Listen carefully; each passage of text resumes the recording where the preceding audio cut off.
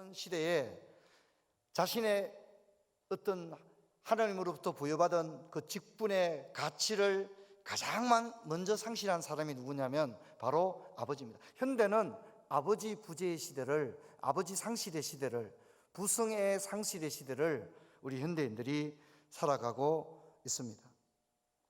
그 유치원 아이들에게 선생님이 물었다고 하지 않습니까? 얘들아, 엄마는 못하는 사람이야. 그러면 이제 아이들이 엄마는 뭐 이런 사람이라고 막 아이들이 너무 대답을 잘해요. 근데 이제 유치원 아이에게 선생님이 그러면 아빠는 많은 사람이에요. 그러니까 애가 선생님 모르겠어요. 아빠는 많은 사람인지 모르겠어요. 예, 그렇게 얘기를 했다고 합니다. 그만큼 아버지가 무엇하는 사람이냐 하는 뚜렷한 이미지가 현대인들 속에서 흐려지고 있는 겁니다. 아버지는 무엇하는 사람일까? 소파에서 리모컨을 지키는 사람일까? 뭐 이렇게 잘 알려지지 않은 인물이 되는 것입니다. 자녀를 명문대학에 보내는 3가지 조건이 있다는 우스갯소리가 있지 않습니까? 할아버지의 경제력, 어머니의 정보력, 그리고 아버지의 무관심이라고 합니다. 아버지는 가만히 있는 게 더 좋다. 이런 우스갯소리가 있는 것입니다. 그런데 놀랍게도 잠언은 아버지를 교육의 현장에 메인으로 세우고 있습니다. 잠언은 아버지를 가장 먼저 소환하고 있습니다. 군주를 소환하고 있는 것이 아닙니다. 선지자나 서기관을 랍비를 소환하는 게 아니라 잠언은 가장 먼저 아버지를 말하면서 아버지를 지혜 교육의 가장 중심에 아버지를 우뚝 세우고 있는 것입니다. 우리 현대 사회 속에서 아버지가 무엇이냐고 하는 것조차 흐려지고 있는 이 현대 잠언 독자들에게 성경은 아버지를 소환하고 있는 겁니다. 여러분, 우리가 그 성경을 읽을 때 가장 큰 어려움은 우리가 계몽주의 사고에 절어 있다는 겁니다. 여기 있는 우리 모두는 발끝부터 머리털까지 계몽주의 사상에 심취한 사람들입니다. 왜 그러냐면 우리는 태어나서 지금까지 보고 들은 모든 것이 계몽주의 사상입니다. 인간 중심의 사고입니다. 근데 성경은 계몽주의 시각에서 기록되지 않았습니다. 성경은 하나님의 관점에서 성경이 기록되고 있는 겁니다. 그래서 성경을 읽을 때 많은 독자들은 진지하게 성경을 진정성을 가지고 읽게 되면 이런 계몽주의 사상을 가진 현대 독자들은 반드시 성경을 읽는 가운데 불편함을 느껴야 사실 정상입니다. 그런데 우리 모두는 대부분 불편함을 느끼지 않습니다. 그 이유는 성경을 읽지 않기 때문입니다. 여러분, 우리가 성경을 읽어 나갈 때 많은 문제들에 부딪힙니다. 현대인의 사고 속으로는 도저히 이해가 안 되는 얘기들이 성경에 진짜 많이 나오기 때문이죠. 여러분, 그러나 저는 도전하기를 원합니다. 잠언은 아버지를 불러내고 있습니다. 우리가 성경을 읽을 때 내가 가진 지식과 경험과 우리가 이 21세기를 살아가는 동일한 시대 사람들이 가지고 있는 어떤 개념, 이런 것을 일단 내려놓고 순수하게 성경이 우리 손을 잡아 이끄는 대로 우리가 한번 가봤으면 좋겠습니다. 성경이 가르치는 곳을 향해 우리가 바라보고 성경이 왜 이렇게 말하고 있을까? 여러분, 그렇게 주목하게 되면 우리가 이 현대 사회 속에서 진짜 현대인들이 잃어버린 그것을 하나님으로부터, 성경으로부터 우리가 얻게 될 것입니다. 여러분, 이런 동일한 장면을 우리는 신명기를 통해서도 발견하게 됩니다.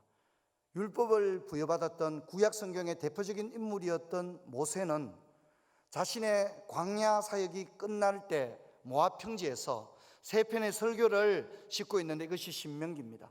그런데 놀랍게도 모세는 이 신명기의 가장 결정적인 순간에 아버지와 가정을 언급하고 있다는 겁니다. 우리가 신명기 6장 7절을 우리 같이 한번 읽어보겠습니다. 내 자녀에게 부지런히 가르치며 집에 앉았을 때든지 길을 갈 때든지 누워있을 때든지 일어날 때든지 이 말씀을 강론할 것이며 라고 말합니다. 모세는 이 율법의 강론자로 아버지를 지목하고 있고 이 교육의 장이 바로 가정이 될 것임을 밝히고 있습니다. 또한 바울은 청년 목회자였던 디모데에게 편지하면서 그의 올곧은 신앙의 진원지가 바로 가정이었으며 디모데가 그런 신앙을 가지게 된 결정적인 계기는 바로 그의 조부모와 그의 부모로부터 오게 되었다는 것을 이야기합니다. 디모데후서 1장 5절 같이 한번 읽겠습니다. 이는 내 속에 거짓이 없는 믿음이 있음을 생각함이라. 이 믿음은 먼저 내 외조모 로이스와 내 어머니 유니게 속에 있더니 내 속에도 있는 줄을 확신하노라. 아멘. 이렇게 명절이 되면 식구들이 다 이렇게 모이고 사촌들이 모이면 대부분 이 얼굴 생긴새라든가 이게 다 비슷하다는 것을 알게 됩니다.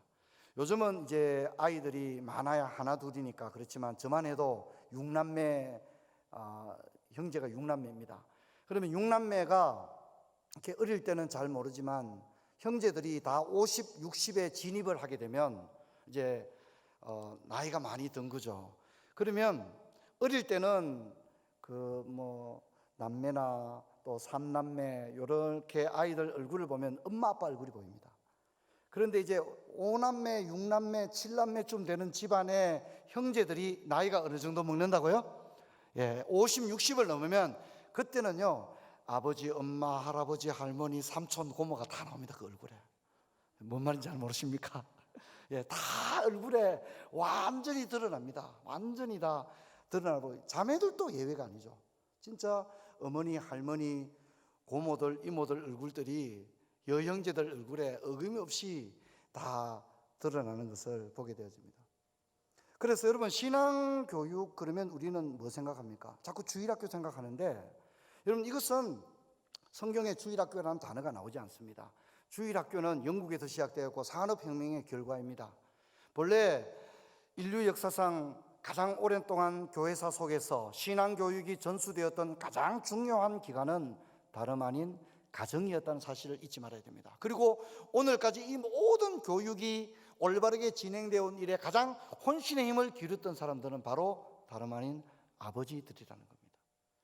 하지만 오늘 우리 시대는 아버지의 역할이 너무나도 흐릿해져 버렸고 또 가정이라는 의미, 심지어 요즘 혼밥이라는 말을 하지 않습니까?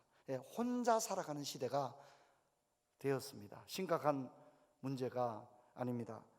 코로나 바이러스가 굉장히 심각한데 제가 뉴스를 이번 설교 들어오기 전에 뉴스를 보니까 또 사망자가 더 늘어서 사망자가 41명에서 56명으로 늘고 확진자는 거의 2,000명에 지금 육박하는 걸로 그렇게까지 밝혀지고 있습니다. 미국에서는 그 국적기를 보내서 미국 국민 전체를 비행기로 아예 다 지금 실어 나가고 있는 상황인 것 같습니다. 근데 여러분 우리가 한편 생각해 보면 사스 때도 심각했죠. 근데 여러분 사스 때 사망자가 2,000명 내지 3,000명 정도가 죽었습니다.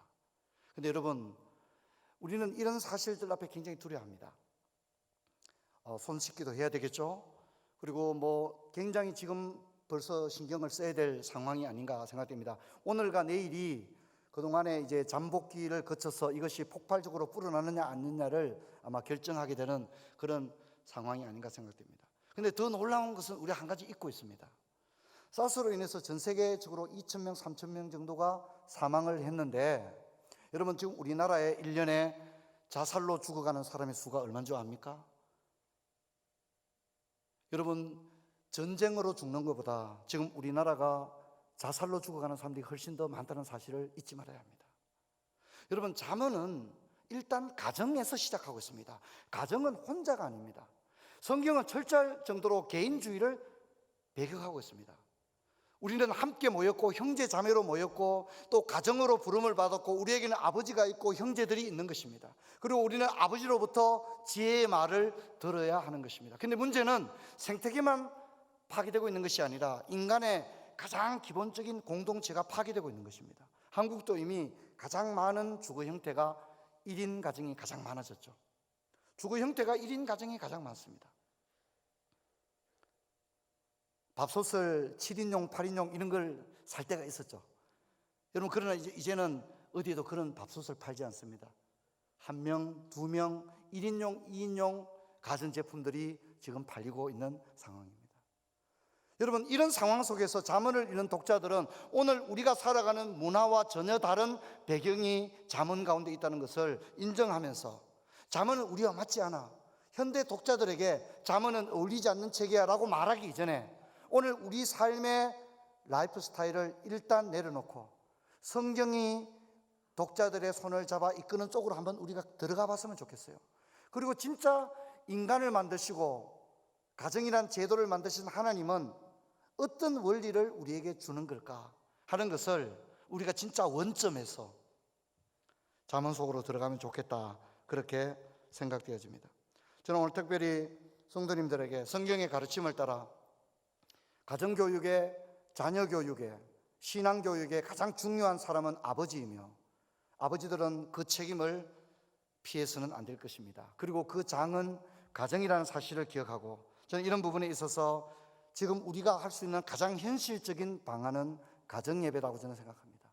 여러분, 가정을 원래 꼭 결단하시고 가정예배를 결단에 옮기시길 바랍니다. 8절을 보면 부모가 가정에서 지속적으로 신앙교육을 해왔다는 느낌을 받게 됩니다.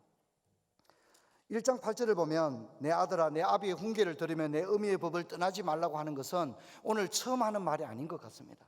아버지와 어머니는 어쩌면 아이를 태중에 갇혔을 때부터 아이에게 성경을 읽어주고 기도해 줬을 것 같습니다. 그리고 아이가 태어나서 아직 그런 말을 하지 못하고 말을 배우지 못할 때에도 아이가 잘 알아듣지도 못하고 제대로 반응하지도 못함에도 불구하고 아버지와 어머니는 끊임없이 이 아이에게 하나님의 지혜를 가르치지 않았나, 이렇게 생각이 되어집니다. 그리고 9절은 이런 부모의 권면을 수용하고 순종한 자녀들이 누리게 될 영적인 유익을 찬양하고 있습니다. 그리고 10절부터는 갑자기 분위기가 완전히 바뀌는데 마치 영화 친구나 써니의 배경이 펼쳐집니다. 아버지는 아들이 살아가게 될 우려스러운 환경을 염려하고 있습니다. 이제 순진한 아들이, 사회 경험이 일천한 아들이 세상에 나가면 얼마나 많은 사람에게 참으로 이용을 당하게 될 것인가, 많은 위험에 직면하게 될 것인가.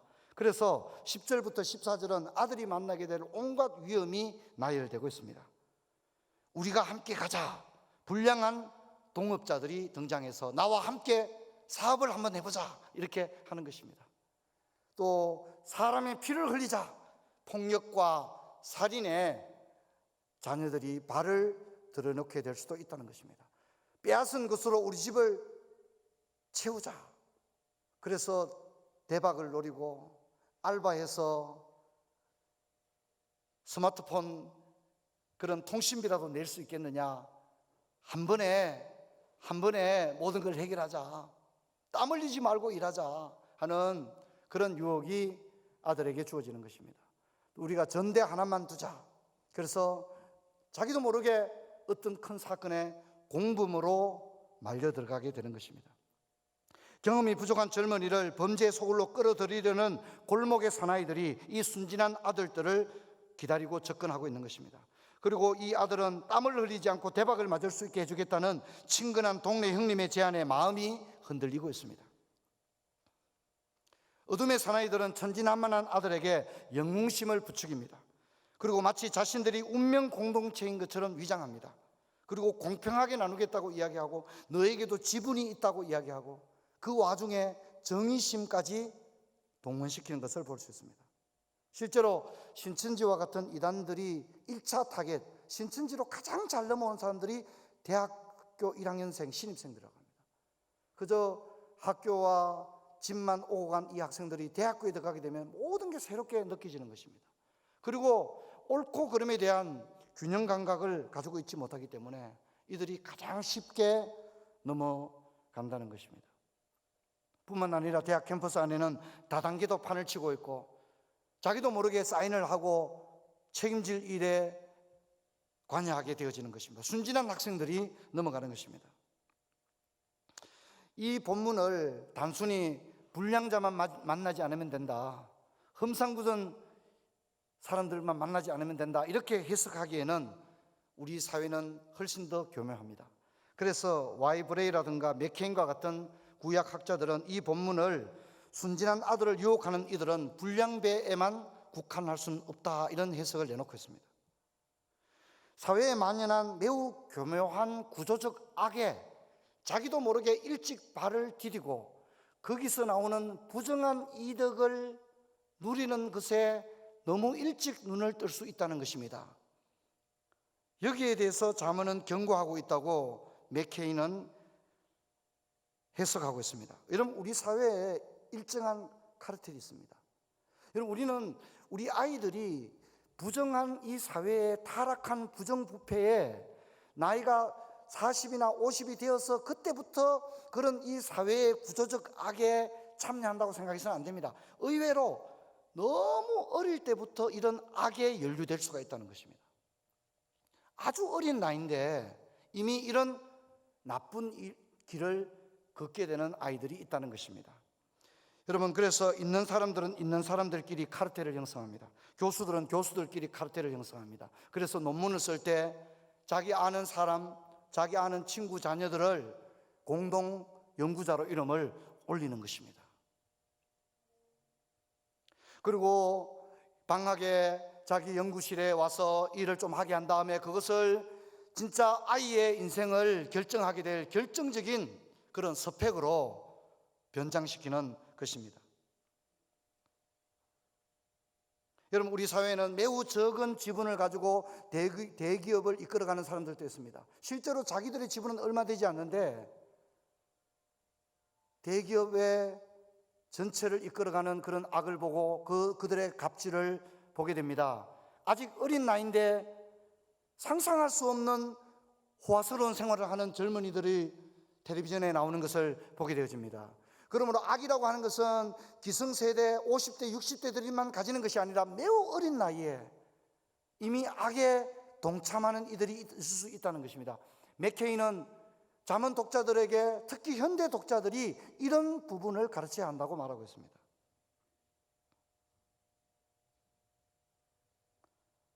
부당하게 간접세를 징수하는 사람들도 있습니다. 국가가 아닌데도 준조세를 막 걷어가는 사람들이 있습니다. 그렇게 부당하게 그친 돈을 또 부당하게 사용하기도 합니다. 약한 사람들의 돈을 뜯어먹습니다. 여러분, 아이가 어린데 이미 아파트를 몇 채 소유한 아이가 있습니다. 그 아이는 이미 잠언이 말하는 깊은 악에 빠져 있습니다. 물론 자본주의 사회를 살아가면서 국가가 정한 일정한 법의 법망을 피해갈 수도 있다고 생각합니다. 그것은 웃기는 얘기입니다. 그것은 국가가 하는 얘기고요. 하나님의 말씀을 피해갈 생각은 해서는 안 됩니다. 하나님은 그것을 악한 죄인이라고 단죄하기를 주저하지 않기 때문입니다. 자기도 모르는 사이에 너무 이른 나이에 불로소득을 가지고서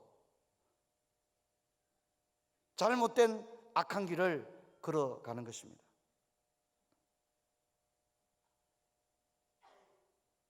그러므로 부모는 가르칠 것이 너무나도 많습니다. 자기 자식이 장학금을 받는 것은 좋은 일이지만 정당하게 장학금을 받도록 지도해야 합니다. 정당한 장학금이 아니면 학교에 반납을 해야 합니다. 잘못된 돈이기 때문에. 그래서 아이가 그런 식으로 돈을 받아먹기 시작하면 거기에 맛을 들이게 되고, 그런 식으로 불을 축적하게 되면 아이의 인생은 밝지 않습니다. 아이를 불행으로 몰고 가는 것입니다. 커닝을 해서 좋은 성적을 거거나 잘못된 방법으로 학점을 얻거나 좋은 성적을 얻거나 그렇게 하는 것은 다 아이의 길을 망치는 것입니다. 여러분, 우리 사회가 일제히 그 방향을 향해 가더라도 잠언의 신실한 독자라면 아니오라고 이야기할 수 있어야 되고, 아이 손을 잡아야 됩니다. 너는 그 길을 가면 안 돼. 너는 그 길에 들어서면 안 돼. 라고 이야기할 수 있어야 한다는 것입니다. 이런 아버지들이 지금 필요합니다. 여러분, 우리는 우리 사회를 바라보면서 잠언이 상실된 사회라는 걸 잊지 말아야 합니다.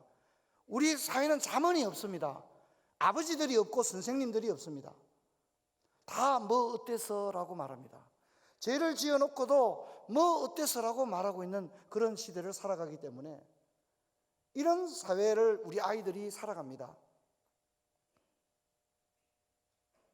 이렇게 아버지는 순진한 아들이 이 세상에서 만나게 될 온갖 위험을 생각하고 쉬지 않고 아들에게 말하고 있습니다. 여러분, 1장 15절을 보면 내 아들아 그들과 함께 길에 다니지 말라, 발을 금하여 그 길을 밟지 말라, 그렇게 합니다. 아들아 그들과 함께 그런 길을 다니지 말고 그런 길을 밟지도 말라, 그렇게 말합니다. 우리가 보통 그러잖아요. 길을 잘못 들었었다 이런 말을 하잖아요. 그죠? 길을 잘못 들었었다 그런 얘기 하잖아요. 그죠? 아이들이 그 악한 길을 가는데, 여호와 하나님이 복되지 않은 그 길을 아이들이 가는데 그냥 놔두는 것은 굉장히 잘못된 부모인 것입니다. 그래서 아버지는 말해야 됩니다. 얘야, 제발 그 길을 들어서지 마라. 그런 사람과 함께 어울려 다니지 마라. 그 길은 밟지도 마라. 그렇게 자문의 아버지는 말해야 한다는 것입니다. 특별히 잠언 1장 19절을 보면 아버지의 교훈이 정점에 달하고 있습니다. 저는 특별히 여러분 잠언 1장 19절을 주의해서 읽으라고 말하고 싶습니다.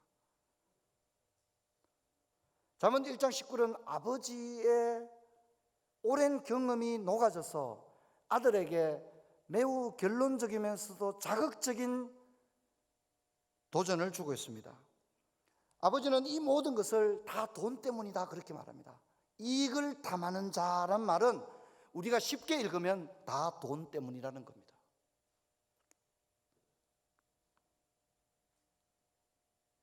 이익을 탐하는 것은 심각한 상황을 초래하고 심지어 인생을 망칠 뿐만 아니라 너 그러다 죽을 수도 있어, 생명을 빼앗길 수도 있다고 아버지는 아들에게 말하고 있습니다. 이렇게 보면 아들에게 지혜를 가장 잘 말할 수 있는 사람은 지혜자일 수 있지만 적어도 아들에게 지혜를 가장 간곡하게 말할 수 있는 사람은 아버지라는 점에서 잠언이 왜 지혜의 강론자로 아버지를 소환하고 있느냐 하는 점은 너무나도 분명해지고 있음을 볼 수 있습니다. 여러분, 앞에서 살펴본 10절과 14절은 거리의 사나이들이 순진한 이들의 아들을 유혹하는 그 말들 속에는 사람의 어떤 소유에 대한 이익에 대한 부분을 터치하고 있음을 알 수 있습니다.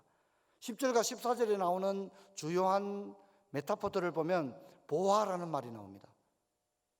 그리고 전대라는 말이 나옵니다. 전대는 이익이 눈에 보이는 거죠.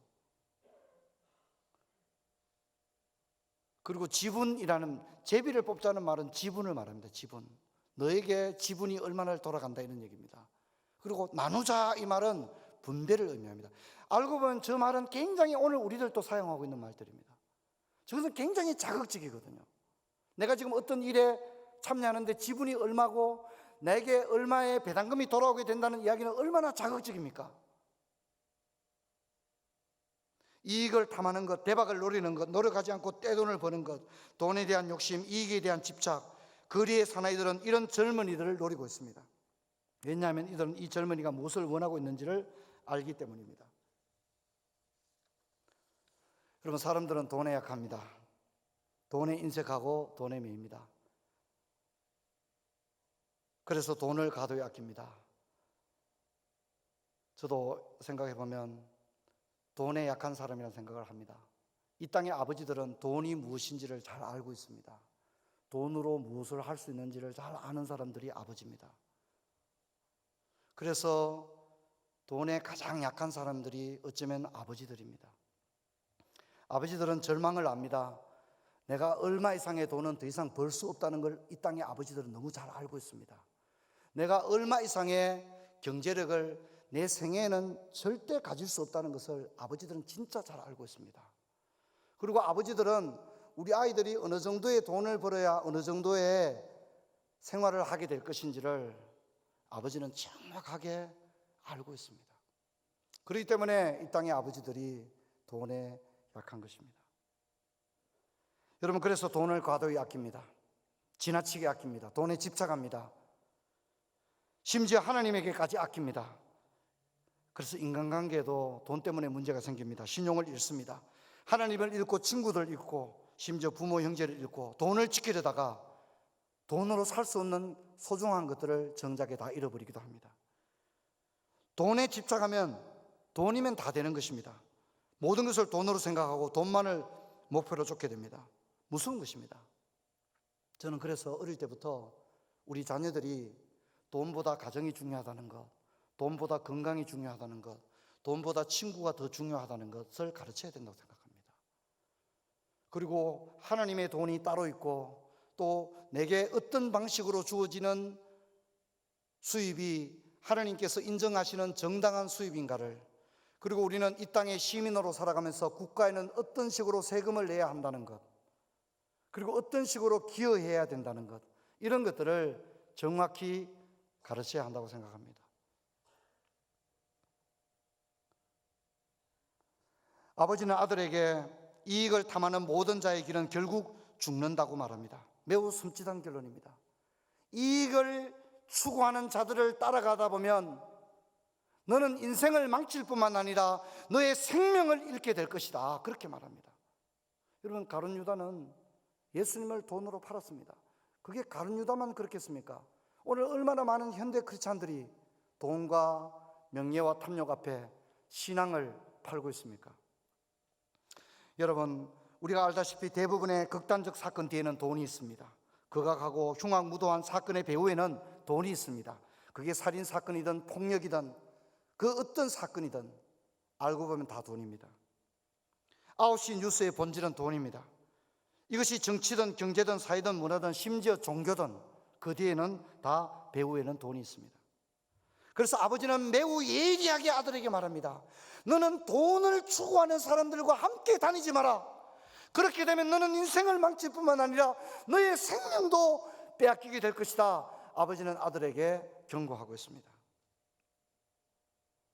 이것이 잠언 1편의 말씀과도 연결이 되어지는데, 잠언 1편 6절을 우리가 같이 한번 읽어보도록 하겠습니다.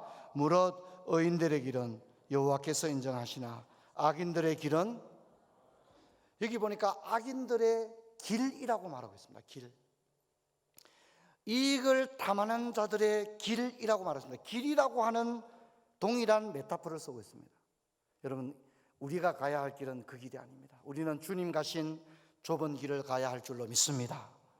그리스도인이라고 하는 것은 이 세상에 온갖 음란과 성적인 타락이 골목골목마다 넘쳐흐르고 눈으로 보고 귀로 듣는 모든 것이 극악한 소돔 고모라와 같은 극악한 타락이 있을 때라도 우리는 오직 거룩과 성결을 추구하는 자들인 줄로 믿습니다.